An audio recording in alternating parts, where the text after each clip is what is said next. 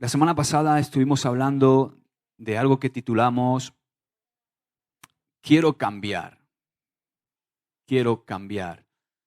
Y descubrimos por qué, o estuvimos analizando por qué hay ese sentimiento o ese anhelo constante en el ser humano, cristiano y no cristiano, de querer cambiar constantemente, ¿no? Desde lo más superficial, como es un corte de pelo, o cambiar de ropa, o cambiar de coche, hasta lo más profundo de nuestro ser, ¿no? Todo el mundo quiere ser mejor persona, quiere tener éxito, quiere ser percibido por la gente de una manera buena, que la gente piense que es una buena persona. Hay un anhelo constante en el ser humano por querer cambiar y descubrimos que ese anhelo radica o subyace de aquello que perdimos en el huerto, ¿no? Que perdimos con el pecado cuando nuestros padres, entre comillas, Adán y Eva, desobedecieron a Dios, perdieron algo muy importante y es que perdieron la vida. No murieron instantáneamente, biológicamente, siguieron viviendo, pero ellos no se dieron cuenta que al desobedecer a Dios habían perdido la vida. Por eso Dios les dijo que Dios no fue ambiguo con ellos, fue muy claro, les dijo que si tomaban del árbol iban a morir. Y eso es lo que pasa en la humanidad desde aquel momento, y es que todos nacemos con un anhelo de buscar algo. Y lo que estamos buscando realmente es esa vida que se perdió.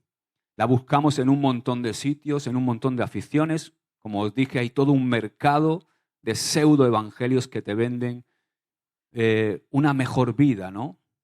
Hoy podemos ver no solamente en un montón de libros, cuando vas a una librería hay un montón de libros de autoayuda, de autosuperación, que tratan cosas tan sencillas como un cambio de dieta para tener un mejor físico, hasta cosas tan difíciles como las emociones o como las relaciones humanas, ¿no? Cómo ser exitoso en todo eso. Y hay un mercado incluso en redes sociales de el típico gurú que te sale y te dice, oye, puedes hacerte millonario trabajando 5 minutos al día. ¿Habéis visto alguna vez algo de eso? Sí, ¿verdad?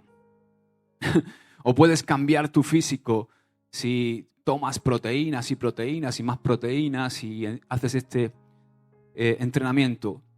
Ellos se aprovechan de ese anhelo del ser humano de cambiar, de querer cambiar constantemente. Y ahí tienen su negocio, la gallina de los huevos de oro. Claro, ¿qué pasa? Que el hombre busca en todos esos pseudo-evangelios o esos falsos evangelios, que no son falsos porque contradicen el auténtico evangelio, sino que son falsos porque no pueden darte lo que prometen, que es esa vida que perdimos en el huerto. Y por eso el hombre busca constantemente cambiar. Constantemente estamos en esa búsqueda. Eso es lo que, haciendo una síntesis, lo que hablábamos la semana pasada, de que solamente una persona es la vida, el camino, la verdad y la vida, Jesucristo. Y Él es el único que puede satisfacer por completo el corazón de un ser humano. Cuando Cristo llega a nuestra vida es como ese tapón que se pone en esa bañera, porque hacíamos esa alusión, ¿no? O ese ejemplo, ¿no? Una bañera sin tapón, así es el ser humano. El agua cae de la ducha, pero conforme cae todo lo que cae se va por ese desagüe, se va por el desagüe de nuestras inseguridades, se va por el desagüe de nuestras mermas de personalidad, se va por el desagüe de nuestra desesperanza, de nuestra también depresión, por ahí se va todo. Pero cuando Cristo llega a nuestra vida, como muchos escenifican, es la pieza, ¿no?, que encaja en nuestra vida y le da sentido a todo lo demás. Cristo es lo que todo ser humano está buscando. Él es la vida. Amén. Él nos dio, dijo, yo he venido para, como leíamos en Juan 10:10, para que tengan vida y vida en abundancia. Amén. Ahora, está claro, y hoy quiero que veamos un aspecto muy importante, siguiendo con esta enseñanza de cambiar, porque ¿cuántos quieren cambiar? Yo quiero cambiar. ¿Tú quieres cambiar? Yo creo que el cambio del cristiano no acaba nunca, ¿no? Porque nuestro modelo es Cristo. Entonces tenemos que cambiar, queremos cambiar. Yo quiero cambiar, yo quiero ser mejor padre, mejor esposo, quiero ser mejor pastor, quiero ser mejor ciudadano. ¿Cuántos han ido a votar hoy? Hay que ir a votar, es nuestra responsabilidad, los que pueden hacerlo. Y todos queremos cambiar para ser mejor persona, pero también queremos cambiar como cristianos. De hecho, tenemos que cambiar. Necesitamos cambiar. Un cristiano que no cambia es un cristiano que se estancó, que se detuvo en su proceso de cambio. Porque constantemente el Señor Jesús está, a través de su Espíritu Santo, santificando nuestra vida, moldeando nuestra vida para parecernos más a Jesucristo. Ahora, yo quiero que hoy veamos algo muy importante que he titulado así: nuestro proceso de cambio, es el subtítulo, pero ¿cómo es? Y es lo que vamos a empezar a ver estas semanas. ¿Cómo es nuestro proceso de cambio, dado que todos queremos cambiar para ser mejores y parecernos más a Cristo? Bueno, pues nuestro proceso de cambio siempre va a ser bajo el señorío de Cristo. Y este es el título de esta enseñanza. Di conmigo: bajo el señorío de Cristo. Todos tenemos a veces problemas para entender esto del señorío de Cristo, porque decimos fácilmente con nuestra boca que Él es nuestro Señor, pero quizá nos cuesta más entender qué implicaciones conllevan el que Él sea nuestro Señor. ¿Por qué? Bueno, porque todos tenemos problemas con la autoridad. Todos. Desde que nacemos, todos tenemos problemas con la autoridad. ¿Habéis tenido un niño pequeño? Yo lo estoy experimentando esta semana con mi sobrino pequeño, ¿no? Es complicado que te hagan caso, ¿no? Nacemos con esa rebeldía innata en nosotros, tenemos un rechazo hacia la autoridad. Cuando alguien nos dice qué es lo que tenemos que hacer o qué es lo que debemos de hacer, inmediatamente nos ponemos a la defensiva. Enseguida decimos: ¿quién se cree este? Que es para decirme a mí lo que yo tengo que hacer. Nuestro pensamiento natural, ese pensamiento natural que subyace de nuestra naturaleza humana, es pensar que nadie tiene autoridad sobre mí. Por lo tanto, nadie debería decirme a mí qué tengo que hacer.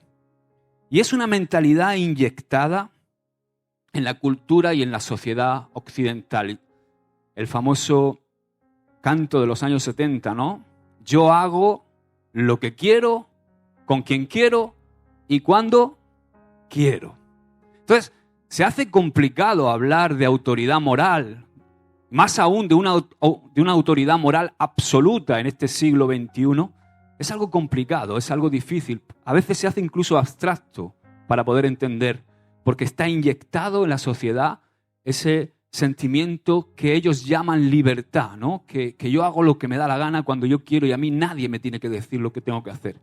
Nuestra sociedad busca continuamente desvincularse de cualquier tipo de restricción moral, también de cualquier tipo de responsabilidad. Como sabéis, también existen movimientos filosóficos que han permitido que esto se agrande, ¿no? Movimientos filosóficos que se han incrementado en finales del siglo pasado, principios de este, y es que han hecho, esos movimientos filosóficos han hecho que la verdad sea algo relativo, que sea algo subjetivo, como que cada uno tiene su verdad y la libertad es que cada uno haga lo que quiera, que piense lo que quiera. Al final yo he oído muchas veces a alguien que llegó y me dijo una vez, bueno, varias veces he oído este comentario, pero concretamente una persona me dijo, bueno, para ti Dios es Cristo, pero para musulmanes Alá, para el budista es Buda, al final es el mismo Dios. Cada uno tiene su verdad y toda la verdad es relativa, pero todos sabemos que no es cierto, porque el mismo Jesús dijo: yo soy el camino, la verdad y la vida. No dijo una verdad, dijo la verdad. Y entonces esto nos da a entender en la sociedad en la que vivimos, cuando esto se nos inyecta desde bien pequeños, creemos que somos nuestra propia autoridad y que nadie puede decirnos cómo tenemos que vivir nuestra vida. No queremos sujetarnos a nadie. Desde pequeños nos cuesta sujetarnos a nuestros padres. ¿Alguien tiene hijos adolescentes? Madre mía. Nos cuesta sujetarnos a nuestros jefes. Nos cuesta sujetarnos a nuestros gobiernos. Por eso vemos todas las revueltas que vemos continuamente en la historia de la humanidad, cómo se subleva a la gente. Y cuando creemos que tenemos la razón, madre mía, nadie nos puede contradecir. Pero hay una gran ironía que yo encuentro en la Biblia sobre este asunto. Hay una ironía según la Biblia, y es que todos creen que lo que debemos hacer es despojarnos de cualquier autoridad para ser verdaderamente libres. Pero la realidad es que la Biblia en ningún momento reconoce este tipo de libertad que suponemos tener. La libertad que el hombre supone es una gran mentira. De hecho, fijaos que la Biblia usa palabras algo fuertes para esta sociedad de hoy día, para hablar de todas las personas, no de algunas. Y esa palabra es esclavos. Todos y cada uno de los seres humanos, cristianos y no cristianos, están sirviendo a un rey, aunque no lo crean. Ahora, el primer punto que quiero que veamos es esclavos de qué o de quién. La Biblia nos explica que toda persona, antes de confesar fe en Jesucristo, ese es el inicio de nuestro proceso de cambio, ¿verdad? Antes de que una persona ponga su fe en Jesús, es un esclavo, aunque ellos mismos no lo crean. El hombre puede creer que está despojándose de toda restricción moral y que solo él gobierna su destino y que gobierna su conducta, pero la Biblia nunca habla de la humanidad con este tipo de autonomía. Mira lo que dice Romanos 6:16.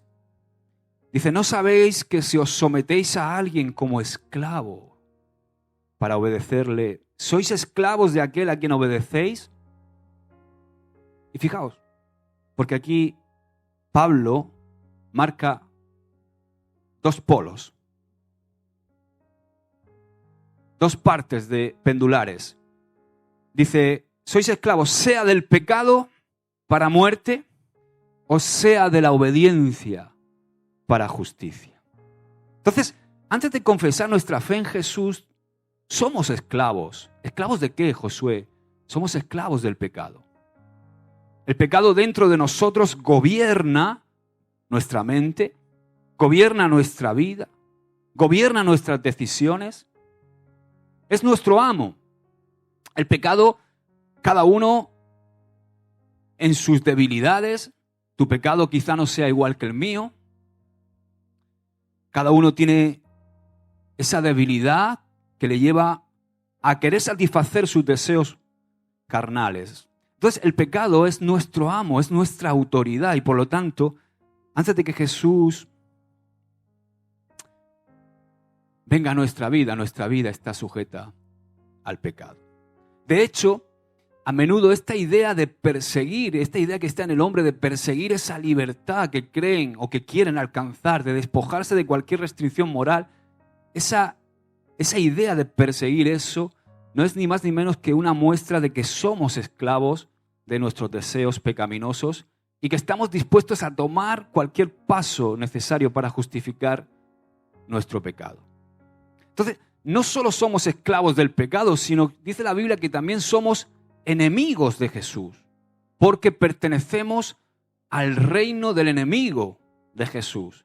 Y no me malentiendas, porque ese reino del enemigo no tiene el mismo poder ni el mismo dominio que Jesús, pero sí que tiene intereses opuestos a los de Jesús. Mira lo que dice Colosenses 1:21. Dice, y a vosotros también, que erais en otro tiempo extraños y enemigos en vuestra mente, haciendo malas obras. También Colosenses 1:13 dice que fuimos rescatados del dominio de las tinieblas, de la potestad de las tinieblas. Entonces, todo esto es para decir que realmente no hay personas libres.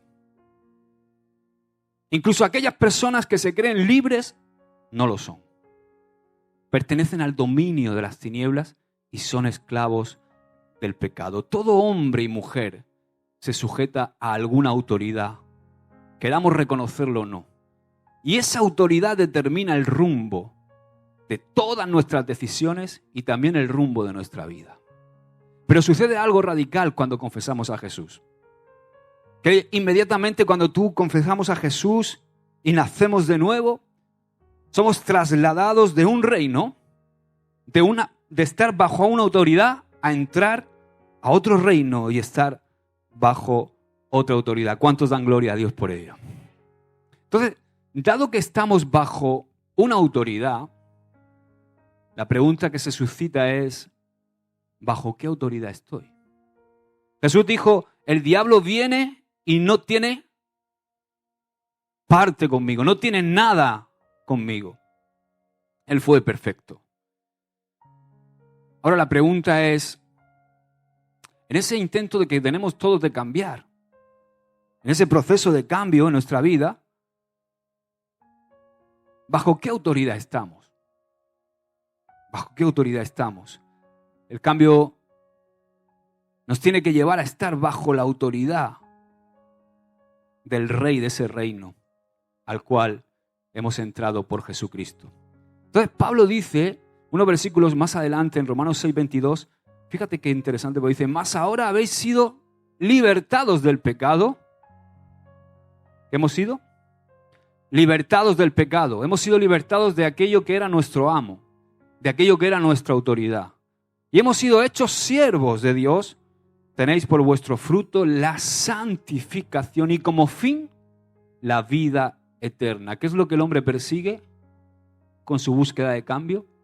La vida. Entonces, es importante entender que la palabra que usa Pablo para decir siervos, ahí lo dice, hemos sido libertados y hechos del pecado y hechos siervos de Dios, es la misma palabra para traducir esclavo.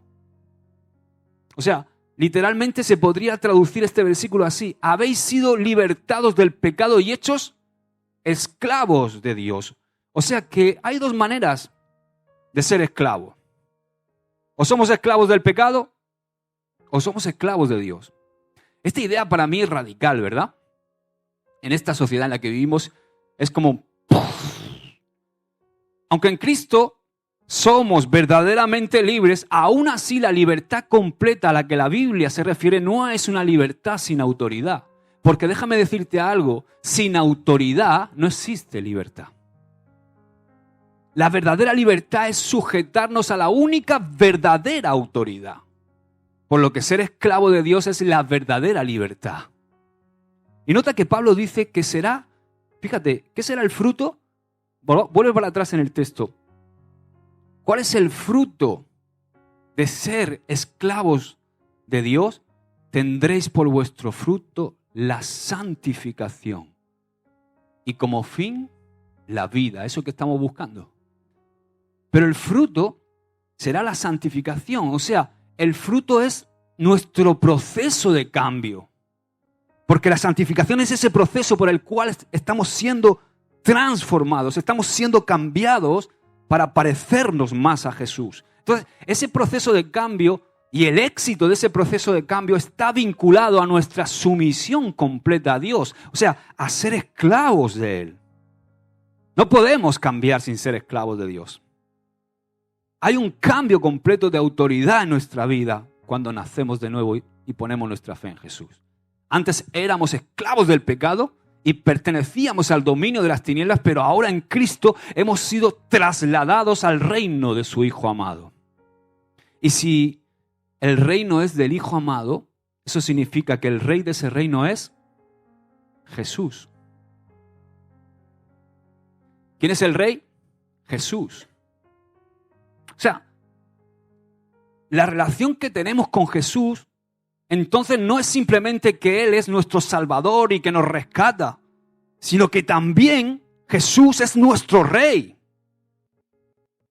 Y nosotros somos sus súbditos para cumplir sus propósitos. Mira lo que dice el pasaje de 1 Corintios 6, 19, 20. Muy conocido.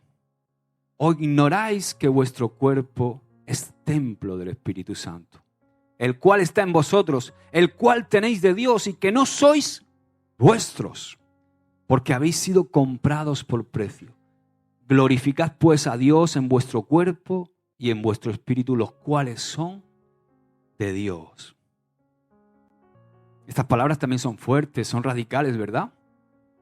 Son radicales para nuestra generación que quiere desvincularse por completo de toda autoridad.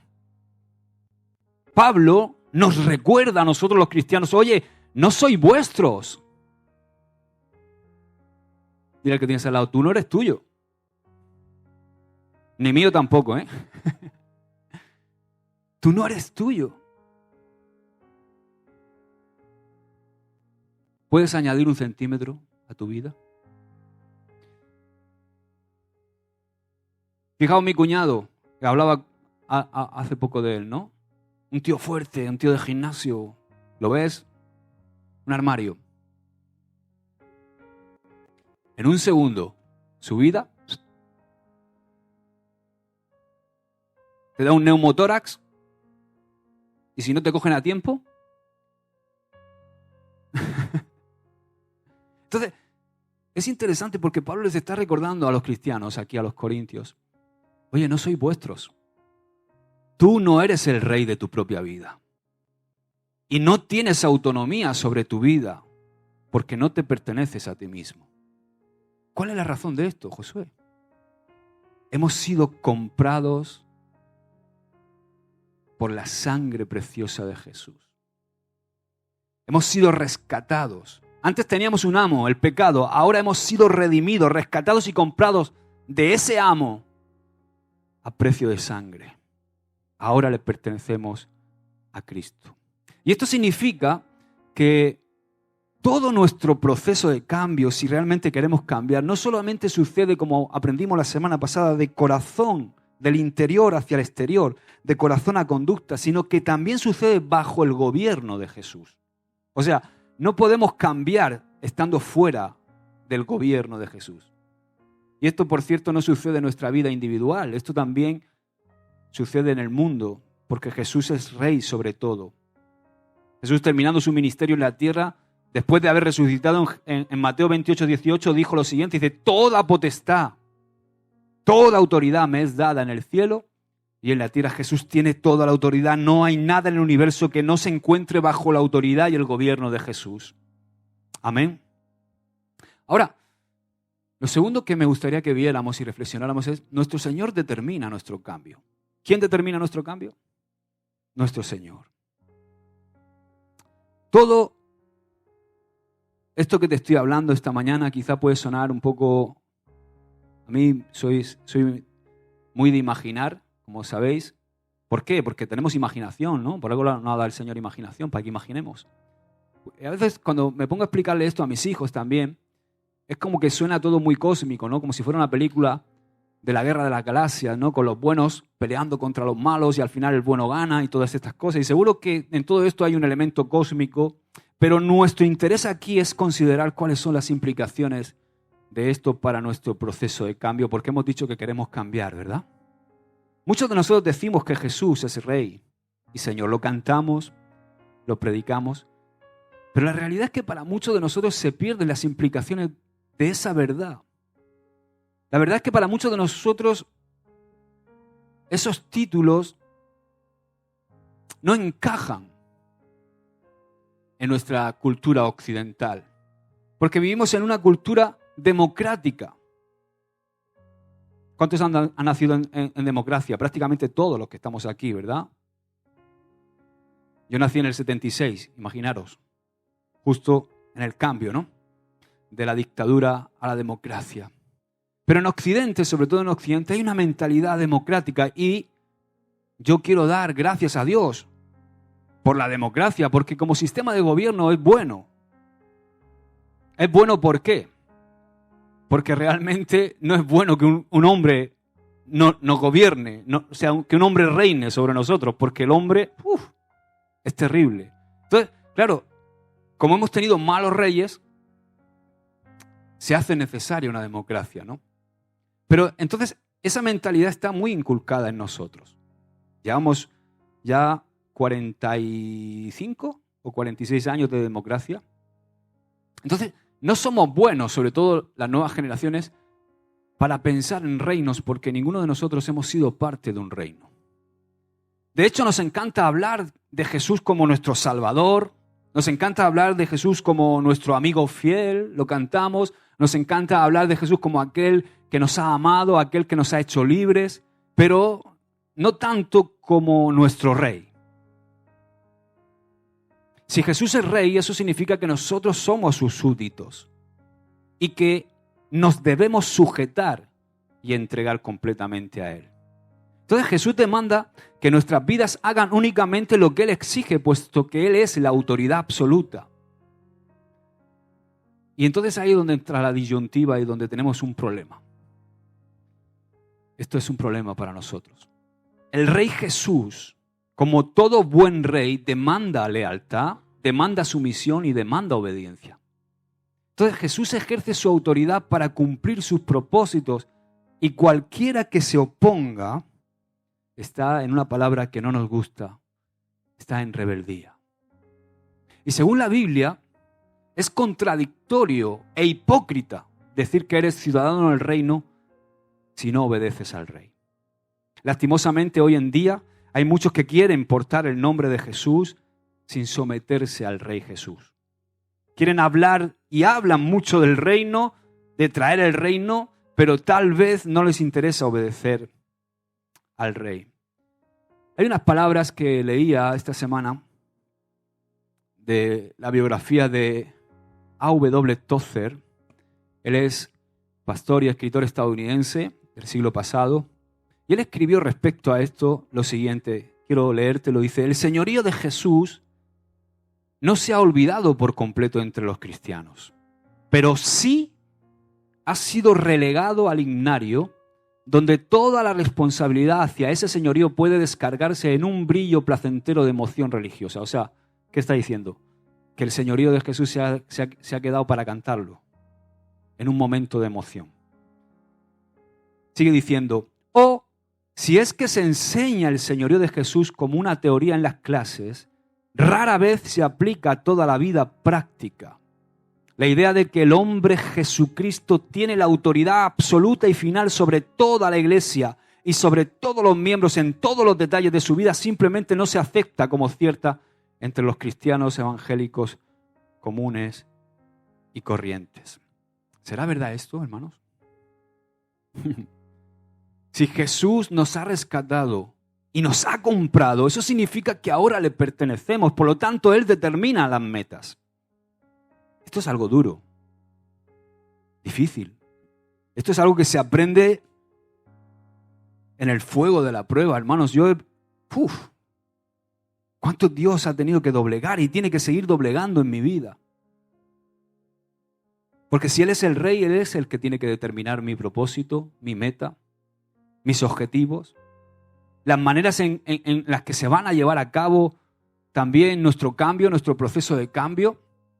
No hay proceso de cambio en nosotros si no nos sometemos a Jesús por completo. Jesús determina el estándar, no nosotros. De hecho, es imposible verdaderamente cambiar sin sujetarse a Jesús como Rey y Señor y al Espíritu Santo que mora en nosotros. Mira lo que dice Bernd Poitres en su libro El Señorío de Cristo. Dice lo siguiente con respecto a nuestro proceso de cambio. Los cambios incluyen no solo nuevas creencias, sino también nuevos estándares de juicio que nosotros traemos a la mesa cuando consideramos las declaraciones sobre la verdad. Los cambios incluyen diferentes conductas. Ya no intentamos crear nuestros propios estándares morales, sino que nos sujetamos a la ley de Cristo como nuestro Rey. Hermoso, ¿verdad? Entonces, Jesús gobierna todo proceso de cambio. O sea, nuestro cambio sucede bajo su señorío. De hecho, el proceso de cambio consiste en sujetarse a lo largo de nuestra vida cada vez más a su gobierno, hasta el punto de que le reconozcamos como Rey por completo sobre nuestro corazón, sobre nuestros pensamientos, sobre todo aquello que nos motiva, sobre nuestros deseos, que Él es Rey sobre también las circunstancias que estamos atravesando, que Él es Rey sobre nuestras relaciones personales, que Él es Rey también cuando estamos sufriendo. Amén. Entonces, ¿qué demanda nuestro Rey Jesús? Siguiente punto. Lo bueno de nuestro Rey Jesús es que Él no es un rey caprichoso, ni es un rey arbitrario, que hoy le da por una cosa, mañana le da por otra y nos tiene locos a los seres humanos. De hecho, Dios es muy claro a lo largo de toda la Escritura. Hay muchas cosas que podríamos señalar de cómo Dios demanda nuestra sumisión, pero yo quiero enfocarme en dos cosas que Jesús nos demanda como rey. Número 1, permanecer en Él. Esta es una de las enseñanzas más extensas de Jesús en la Biblia. Cristo establece una de sus demandas claras para nuestro proceso de cambio. ¿Queremos cambiar? Hijo mío, ¿quieres cambiar? Permanece en mí. En Juan 15:4 dice lo siguiente: permaneced en mí y yo en vosotros. Como el pámpano no puede llevar fruto por sí mismo si no permanece en la vid, así tampoco vosotros si no permanecéis en mí. Yo soy la vid, vosotros los pámpanos. El que permanece en mí y yo en él, este lleva mucho fruto, porque separados de mí, nada podéis hacer. O sea, para nuestro proceso de cambio, nuestro Rey Jesús demanda que permanezcamos en él. Esta enseñanza es preciosa, ya que Jesús nos dice que separados de mí, nada podéis hacer. O sea, no podemos cambiar separados de Jesús. Y quizá tú puedes, sobre todo a veces me pasa también vuelvo a mis hijos, ¿no? Dice, papá, es que yo cuando veo los mandamientos de la Biblia, eso es imposible. Si yo tengo que hacer todo eso para cambiar, papá, yo no voy a cambiar nunca. Y aquí está lo precioso de esta promesa de Jesús. Jesús nos promete que si permanecemos en Él y Él en nosotros, entonces vamos a dar fruto, o sea, vamos a cambiar. O sea, nuestro Rey Jesús es tan bueno que no demanda nuestra obediencia nada más, sino que Él sabe que somos incapaces por nosotros mismos de obedecerle. Es como decirle a un ciego que vea sin abrirle los ojos. Pero Jesús no solo demanda nuestra obediencia, sino que además en su muerte y en su resurrección nos da la capacidad para obedecerle. La demanda es alta, obedecerle. Pero en el reino de Dios no hay obediencia al rey que suceda aparte del rey. Necesitamos al rey para poder obedecerle. Si permanecemos en él, él nos va a dar la capacidad para obedecerle. Pero no podemos obedecer al rey sin depender de él. No podemos obedecer a Jesús sin haber sido rescatados por él. No podemos obedecer a Jesús sin caminar con él. Él es nuestra capacidad. Él es el que nos da la capacidad. Para que nosotros podamos ver un proceso de cambio verdaderamente fructífero, es esencial que permanezcamos en Jesús. No hay cambio verdadero en nuestra vida separados de Jesús. Hemos sido unidos a Jesús. ¿Tú entiendes eso? Y por lo tanto tenemos que arraigar nuestra vida en Él y edificar nuestra vida en Él. Porque a medida que vamos profundizando en la persona y en la obra de Jesús, lo amamos más, nos enamoramos más de Él, vemos más su belleza y entonces se produce un fruto en nuestra vida. Cambiamos, nos convertimos en un reflejo de su amor. Ahora, la segunda demanda de Jesús es seguirlo. Número 1, permanecer en Él. Número 2, seguirlo. Jesús nos da pasos esenciales para seguirlo. Y para seguirlo Él nos dice en Marcos 8:34 dos cosas esenciales que debemos hacer para poder seguirle.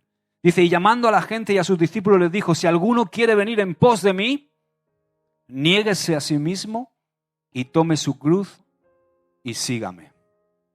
Wow. Dos pasos que Jesús establece para seguirlo. Negarte a ti mismo y tomar tu cruz. Negarte a ti mismo. Qué heavy, qué fuerte, ¿verdad? Suena eso. Negarte a ti mismo es no hacer lo que a tu carne le apetece hacer. Negarte a ti mismo es dejar de pensar en ti mismo. Dejar de intentar controlar tu mundo. Dejar de intentar crear un mundo que se enfoque por completo en ti y únicamente en ti y en tus deseos y en tus anhelos. Negarte a ti mismo es no saciar tus anhelos pecaminosos. Y como he dicho al principio, todos estamos buscando vida. Todos estamos buscando esa vida en abundancia. Todos y cada uno de nosotros nacemos sabiendo en lo más profundo de nuestro corazón que este mundo no es todo, que hay algo más. Dice Eclesiastés que Dios sembró eternidad en el corazón del hombre. Todos nacemos buscando esa vida abundante. Sabemos que el mundo no es todo, que hay algo más. Y todos pensamos que vamos a obtener esa vida plena que anhelamos si tan solo nos enfocamos un poquito más en nosotros mismos. Somos egoístas, egocéntricos. O sea, yo voy a obtener esa vida si me centro en mí mismo, en mi sueño, en mis propios anhelos. Pensamos, si yo puedo superar mis temores, o pensamos, si yo pudiera subir mi autoestima, si yo pudiera dejar de enojarme y controlar mi ira y controlar el temor, si yo pudiera lograr cierto puesto, ser alguien, si yo pudiera lograr ciertos ingresos, si pudiera tener esta relación sentimental o estar con este chico o estar con aquella chica. Pensamos que si tuviéramos todo eso, vamos a tener vida. Pero ¿sabes cuál es el problema de todo eso? Que decidimos nosotros. Y lo que la Biblia explica claramente es que nada de eso nos va a dar vida. Porque en todas esas cosas nosotros estamos en el centro. Nosotros somos los protagonistas en todas esas cosas. Nosotros somos los que controlamos, los que decidimos, los que marcamos el destino de nuestro GPS en la vida. Nosotros nos convertimos en nuestros propios dueños. Entonces, lo que Jesús nos llama a hacer, la clave para sujetarnos a Jesús y verdaderamente cambiar, es quitarnos del centro al negarnos a nosotros mismos. La verdadera vida no se obtiene pensando en ti. La verdadera vida se obtiene perdiéndote a ti mismo en la hermosura de Cristo y de su Evangelio. La verdadera vida plena es Cristo. Y nos negamos cuando nos damos cuenta de que tenerlo a Él es tenerlo todo. Es mucho mejor que tener lo demás. Hermanos, y yo os confieso que esto es lo más difícil. Lo más difícil. Como siempre decimos, el reino de Dios es sencillo. Hay un rey que reina y gobierna nuestra vida. ¿A qué es sencillo? Es fácil de entender. Lo difícil es vivirlo. Muchos tal vez no hemos calculado el costo de seguir a Jesús. Y queremos seguir a Jesús como seguimos el resto de las cosas. Como una moda más en nuestra vida, como algo que está enfocado en nosotros. Somos tan egocéntricos que incluso nos hacemos el centro del reino de Dios. Y parece que todo en el reino está enfocado en que nosotros estemos cómodos, que seamos felices, que tengamos de todo. Pero hay un propósito que excede a nuestra existencia y es el propósito eterno de Dios. Y Él está como rey avanzando en ese propósito dentro de su reino.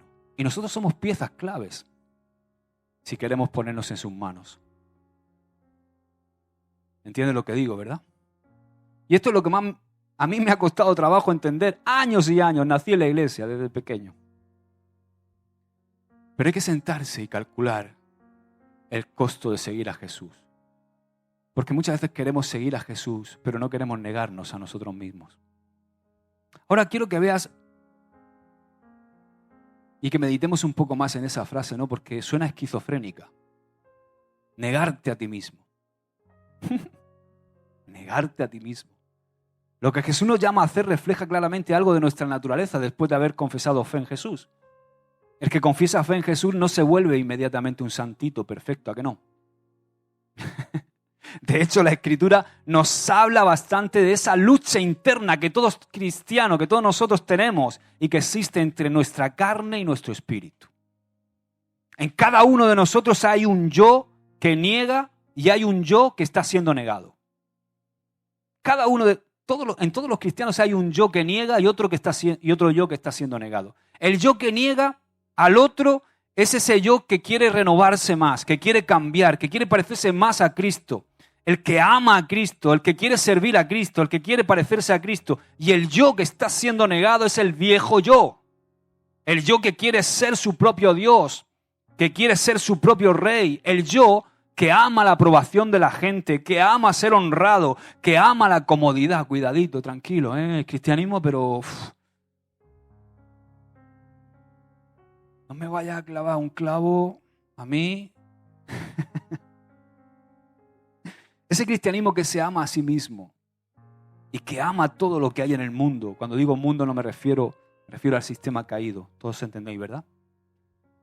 Sin embargo, negarnos a nosotros mismos es reconocer dentro de nuestro interior que sujetarnos a Cristo y seguirle es mejor que seguir nuestros propios anhelos.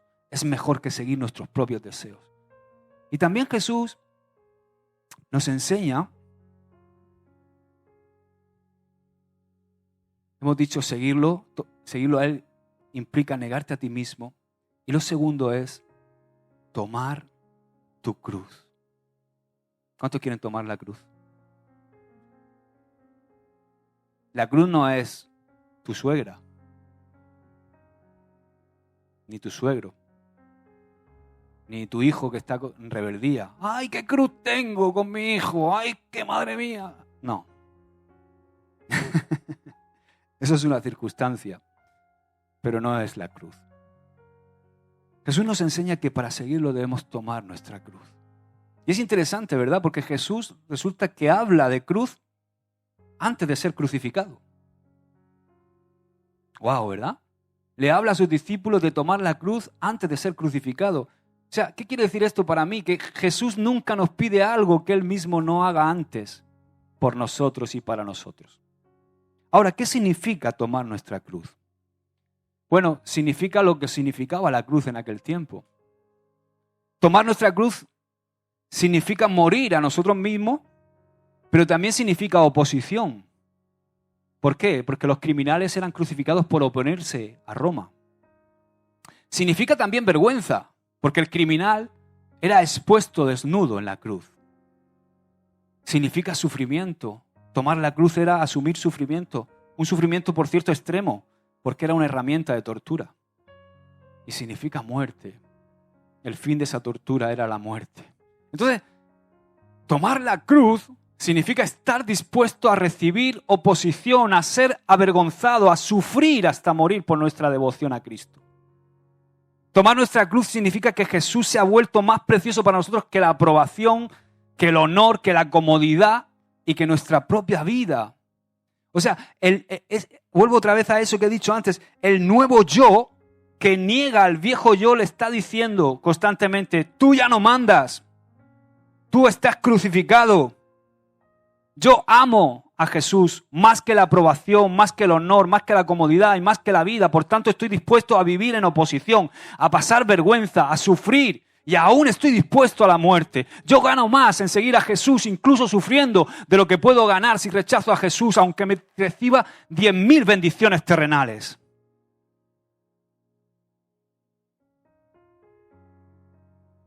Seguir a Jesús entonces es negar tu viejo yo. Es morir. Porque en la cruz, ¿qué pasaba? Que moría. Entonces tú y yo tenemos que llevar nuestro viejo hombre cada día a la cruz. Eso es tomar nuestra cruz. Es morir a nuestros anhelos. Es morir al pecado. Es morir a nuestros deseos. Es por la fe levantarte por la mañana y decir, no voy a vivir en la carne. No levantarte por la mañana y resulta que vas y te cruzas con tu mujer en la cocina y dices, ¡mira al medio! No, ese es el viejo yo.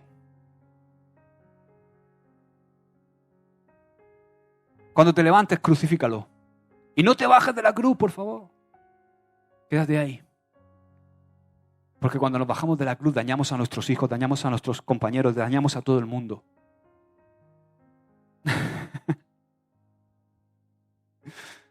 Este proceso no es un paso que tomamos en un solo día, es un proceso que diariamente tenemos que practicar.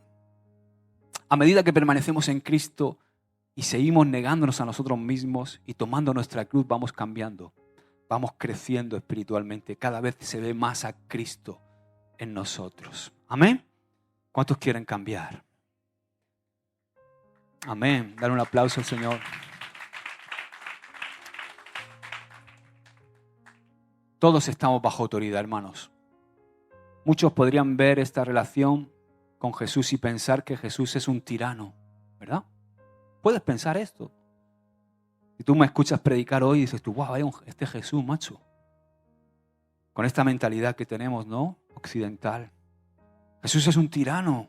Pero déjame decirte que Jesús no es así. ¿Sabes por qué? Porque en esta relación que Jesús quiere tener contigo y conmigo, no es una sumisión bajo abuso. No. Porque Él quiere que tú le ames voluntariamente. O sea, imaginaos que yo estoy demandándole y obligando a mi esposa a amarme. Eso sería un abuso. Eso sería una relación abusiva. Pero qué hermoso es que mi mujer se entregue a mí y yo a ella porque nos amamos. Fijaos que a mí una de las cosas que más me vuela la cabeza de Dios es que siendo el creador del universo, la máxima autoridad, siendo Dios, resulta que cuando crea al hombre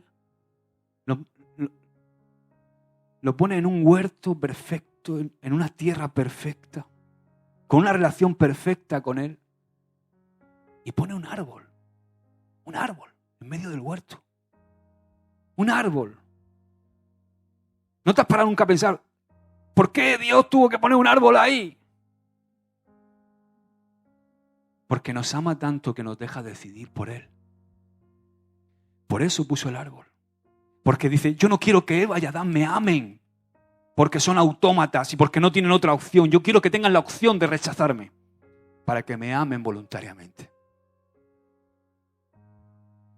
Dios nunca abusa. Él es un buen rey. Él es el único rey verdadero. De hecho, Jesús es un rey perfecto. Es ese rey que todos anhelamos. Es esa autoridad, porque todos estamos bajo alguna autoridad. Es esa autoridad que anhelamos para poder ser libres. Obedecer a Jesús no es simplemente negar mis deseos. También es reconocer su voluntad y reconocer que su voluntad es mejor que la mía. Que sus planes son mejores que los míos. Que lo que yo pueda alcanzar o lograr no es nada comparado con lo que Él tiene para mí. Y aquí es donde tenemos que entender que permanecer en Jesús y sujetarnos a Él van de la mano.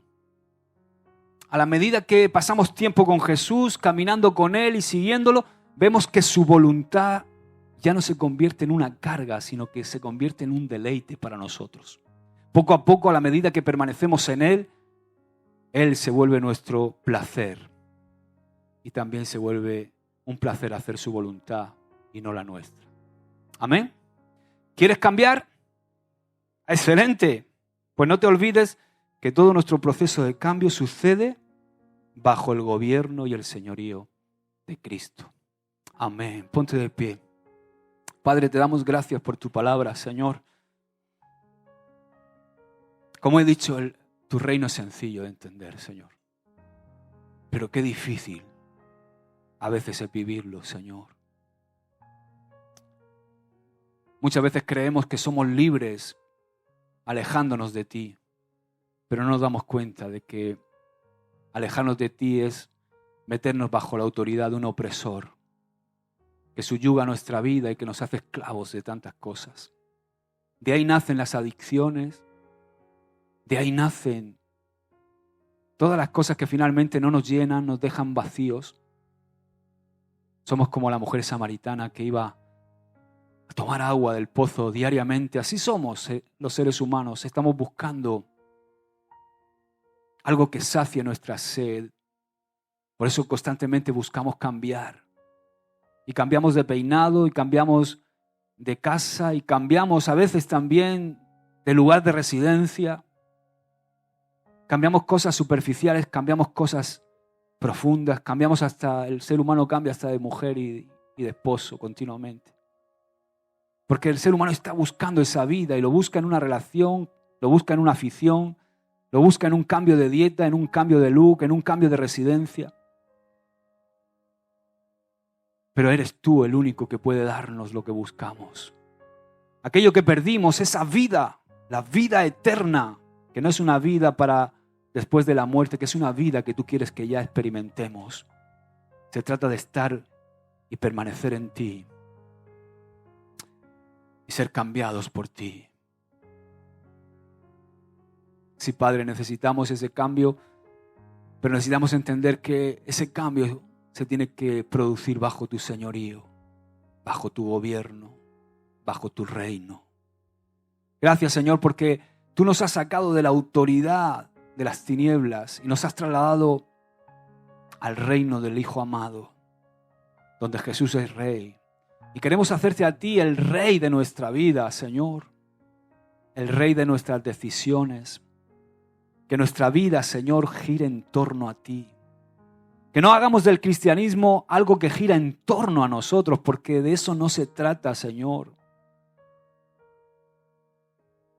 Cuánto se ha torcido, Señor, el Evangelio.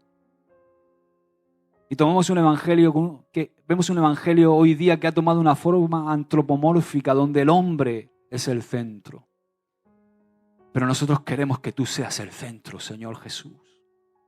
Que tu propósito sea nuestra meta, Señor. Que agradar tu corazón sea nuestro anhelo más profundo para poder ser transformados, Señor.